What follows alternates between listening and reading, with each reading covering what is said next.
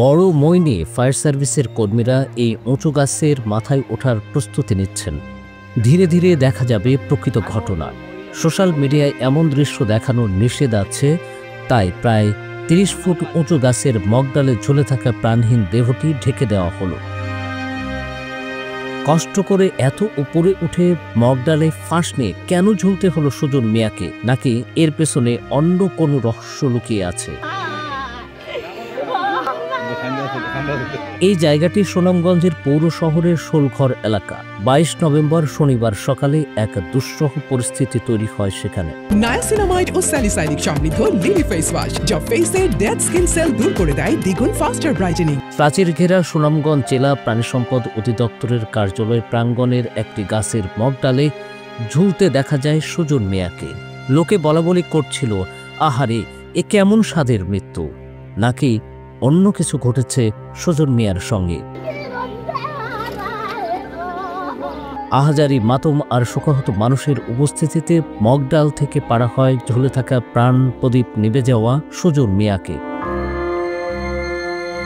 মগডালে উঠে নিজের জীবন নিজেই শেষ করে দেওয়ার নেপথ্যে আসলেই কি, নাকি সুজন মিয়ার সঙ্গে অন্য কিছু হয়েছে? প্রায় ৩০ ফিট উঁচু গাছে সুজনকে ঝুলতে দেখার এই ঘটনা নিয়ে সুনামগঞ্জে ব্যাপক চাঞ্চল্য সৃষ্টি হয়েছে।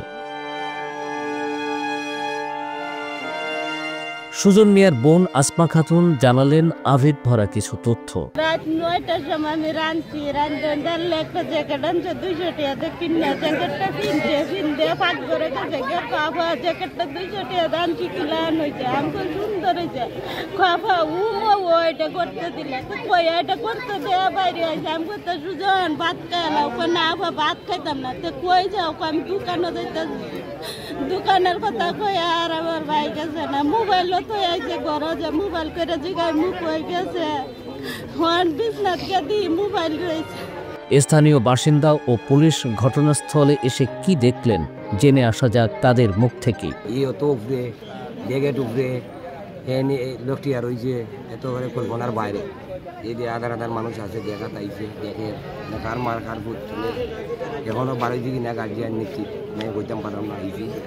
যখন কোন দিকে ওইটা দেখি কি কাহিনী, তো উপরে লাগছে, এটা তো নামাইও কষ্ট হয়ে যাবে। এবার শুনে আসা যাক পুলিশের কথা। প্রাথমিকভাবে মনে হচ্ছে যে আত্মহত্যা, কারণ ওখানে ওর একটা জ্যাকেটও আছে দেখানো, গাছের মধ্যে ওই লাশের পাশে আবার একটা জ্যাকেটও রাখা আছে। প্রাথমিকভাবে আমরা ধারণা করতেছি যে এটা সুইসাইডের ঘটনা। তারপর বাকিটা পোস্টমর্টম করে আমরা বাকিটা আসি।